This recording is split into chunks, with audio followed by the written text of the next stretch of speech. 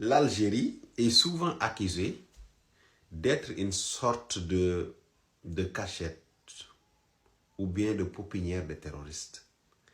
Parce que souvent, les pays du Sahel voient l'Algérie comme étant le pays qui héberge tous les grands chefs terroristes aujourd'hui qui commettent des massacres et qui tuent des populations tous les jours, qui détruisent le bien public au nom d'une idéologie qui n'est en réalité que de la barbarie.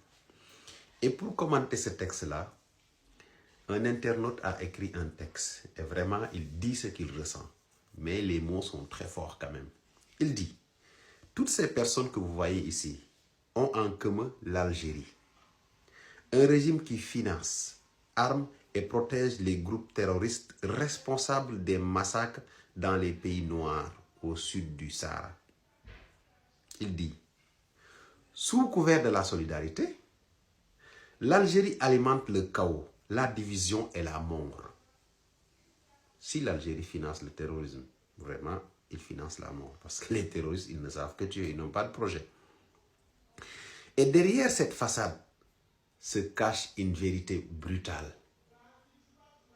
Un racisme d'État profondément ancré, où la vie des Noirs ne vaut rien tant qu'elle sert les intérêts de ces généraux corrompus. Là, je n'ai pas vu le rapport, très sincèrement, entre les généraux et les Noirs. Après, il rajoute que l'Afrique doit ouvrir les yeux. L'Algérie n'est pas un allié, c'est un poison. Très sincèrement, moi, je ne magnifie pas du tout la posture de l'Algérie vis-à-vis de la gestion du terrorisme dans le Nord Mali. Je ne la magnifie absolument pas parce que, juste par rapport à la question de Tinzoaten, par rapport au drone malien qui a été abattu et aussi le fait que l'Algérie sait que les terroristes qui sont chassés du Nord Mali se refusent dans son territoire et jamais on entend des frappes algériennes sur ces groupes terroristes-là, ça veut dire que ça ne les dérange pas autant. Mais moi je dirais l'Algérie, mais la Mauritanie aussi joue le même jeu. Parce que tous les terroristes, ou bien la plupart des chefs terroristes qui sont blessés, ils sont soignés en Mauritanie. Donc, il faut savoir qu'en réalité, ce texte-là est dur, mais il n'est pas totalement faux. Il y a une part de vérité. Il y a une part de vérité qui est dans ce texte-là, c'est le fait que l'Algérie, en réalité, héberge certains terroristes qui font du mal, qui tuent les Africains. Mais aussi, c'est trop facile d'accuser tout le temps l'Algérie. Il y a des chefs terroristes qui ne sont hébergés nulle part et ils sont dans nos pays, nous les Noirs, qui tuent nos enfants, qui brûlent nos villages et qui utilisent un discours véhiculé depuis le Moyen-Orient pour faire croire à des jeunes innocents que eux, c'est les meilleurs, eux, ils iront au paradis, ce qu'ils font, c'est du djihad. Non. Derrière le terrorisme se cache un grand trafic de drogue, un réseau bien ficelé, bien structuré. Donc les gars, il ne faut pas toujours accuser les gens, il faut d'abord s'autocritiquer. Il y a un problème au Sahel. C'est sûr que l'Algérie et la Mauritanie ont joué un rôle, mais aussi, il faut le dire, nous Africains aussi, nous avons un rôle à jouer dans cette affaire. Parce que ces gens-là, dès qu'ils arrivent, ils s'appuient sur des locaux qui les facilitent le travail. Certains même vont jusqu'à intégrer les réseaux de terroristes, à s'entraîner, à attaquer leur propre village.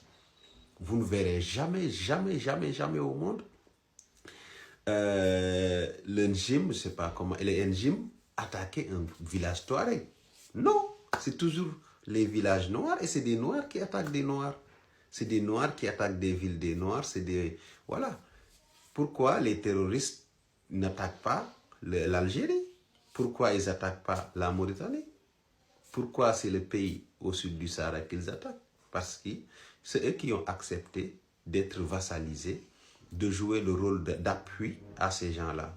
Parce que le terrorisme ne peut pas prospérer au Sahel s'il n'y a pas de complices sahéliens. Les Sahéliens ont une grande complicité avec ces chefs-là, moyennant une somme d'argent minable et ils acceptent de détruire leur pays.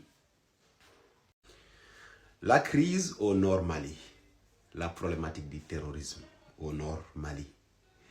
Ou bien peut-on parler aussi de la crise entre l'Algérie et le Mali. Là, nous avons le président de la République de l'Algérie, Abdelmadjid Tebboune, qui dit qu'en réalité, la solution à la crise malienne est entre les mains des Maliens eux-mêmes. Une déclaration qui suscite quand même beaucoup de réflexions si on s'interroge si on interroge le passé et si on voit aujourd'hui là où se trouvent toutes ces personnes qui sont au cœur de la crise, c'est-à-dire toutes ces personnes qu'on appelle des djihadistes, des membres, des responsables de Al-Qaïda, qui sont tous au-delà de la frontière malienne, qui sont au niveau de l'Algérie. Du côté malien, la réponse à Tebboune ne s'est pas fait attendre, pas par les autorités, mais par les internautes maliens. Parce qu'ils considèrent qu'aujourd'hui, la solution est réellement entre nos mains. Car aujourd'hui, le Mali assume pleinement ses choix, ses partenaires et sa stratégie. Ils disent que c'est fini le temps des tutelles et des médiations sans effet. Ils disent que le peuple du Mali, ses autorités et ses forces armées, les FAMA, sont debout, unis, déterminés à défendre chaque centimètre de son territoire, ou bien de notre territoire. Nos choix géopolitiques sont libres, légitimes et assumés. Le Mali est prêt au dialogue, mais jamais à la soumission. Notre dignité ne se négocie absolument pas. Et ça, c'est un message très clair. Je pense que cette posture-là que doit avoir quand même doivent avoir tous les pays du monde, ou bien tous les pays qui sont confrontés aujourd'hui à des problèmes de néocolonialisme. Il faut assumer ses choix et savoir qu'en réalité, le problème existe, mais la solution, c'est nous, c'est pas les autres.